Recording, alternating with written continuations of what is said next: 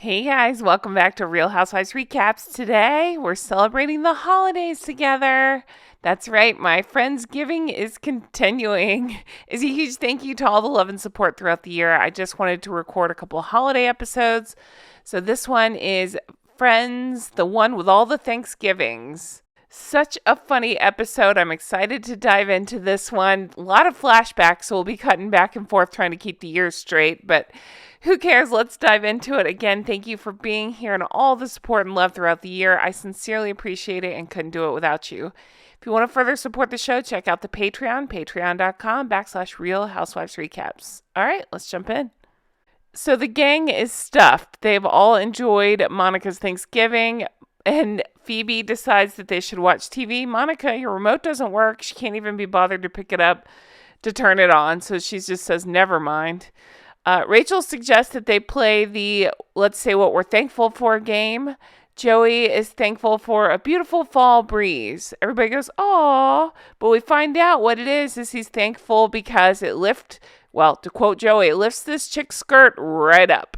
So the opening happens, we come back, he's still talking about the feat of engineering that is a thong. Monica wants to know if anyone is thankful for anything besides a thong. Ross wonders if he's more thankful for his divorce or for his eviction. So Ross, of course, is coming off of all of this. He's in a bad mood, and Chandler's like, no, you don't get to swoop in here with your bad Thanksgiving. That's my thing. We cut back to 1978 when Chandler's mom is telling him about the divorce. We find out that Dad's been sleeping with the houseboy, and that's what they call him. And the guy offers Chandler turkey by saying, "More turkey, Mr. Chandler." And so Chandler likes to do that voice, "More turkey, Mr. Chandler." Meanwhile, Phoebe says that she's had the worst Thanksgiving, but we find out, hers was from a past life. 1862, yelling for more bandages, her arm gets blown off. That's Phoebe for you. Joey says he doesn't remember any past lives. Phoebe pats his head and says, "That's because you're brand new." Okay, so here's where we get into it. 1992. Phoebe comes home. She's living with Monica at the time. We find out Joey has a turkey stuck on his head. It's stuck. It smells bad in there. And she's like, "Well, yeah, you have your head up a turkey's ass." But Monica comes home. Phoebe's trying to help him hide so Monica doesn't freak out. It doesn't go well. Monica sees it. She wants to know if it's supposed to be funny. He's like, no, it's supposed to be scary. He was meant to scare Chandler. So they all try to think, how do we get this turkey off of his head? Monica comes up with this idea saying, "Phoebe, you pull on it." Or no, I'm going to pull on it. You spread the legs as wide as I can to get this off his head. Meanwhile, Joey cannot stop laughing because she's talking about spreading legs. So they start counting. 1, 2, 3. Chandler comes in. He completely screams. Now, behind the scenes, Matthew Perry actually grew out his goatee for the time transition, so they could film these scenes. So he grew this goatee out. Supposed to be funny. He scared Chandler, but then he starts pointing in the wrong direction. Chandler's making fun of him, basically. Back to the present, we find out, no, that's not the Thanksgiving that they were talking about. So Monica's had a really bad Thanksgiving. They're all alluding to which one they think it is, but Rachel didn't even know about the turkey being on Joey's head, so it couldn't have been that one. We flash back to 1987. Now, this is where Friends gets controversial. People do not like that Monica is in the suit. I'm going to ignore the feelings about the suit and just say it's funny to see them play these roles. They all jumped into character. Monica's in the suit. Rachel had... she was pre-nose job. We see Ross and Chandler dressed like this. Even, Judy and Jack are in on the fun. 1987, right? So, Rachel's dealing with this chip situation. The big story here is that, of course, Chandler hates Thanksgiving. Monica offers to make him mac and cheese so he doesn't have to have Thanksgiving food. She is kind of feeling some sort of way for Chandler. Chandler doesn't even, not interested at all. Ross is feeling some kind of way for Rachel. Rachel's not interested at all. But the worst part is that Monica overhears Chandler say, basically Ross thinks he's going to go hook up with Rachel. And Chandler says, no, man, don't leave me here with your fat sister. And it's awful, right? Chandler's a jackass, and it's a terrible thing to say. And of course, Monica's completely upset. And we see that's what kicked off her decision to turn it around and to lose the weight. We also find out in this when he compliments her mac and cheese, he says, you should be a chef. And she says, okay. So seemingly he put her on the path to being a chef. Now, I will say in the Christmas candy episode, remember when Monica makes all the candy? She basically tells him the reason she became a chef is to get people to like her. So I guess both could be true. She wants him to like her, so she became a chef, and she wants other people to like her, so she became a chef. All right, back to the present. Chandler does not remember calling her fat. He apologizes and says he was an idiot. He rushed the stage at a Wham concert back then.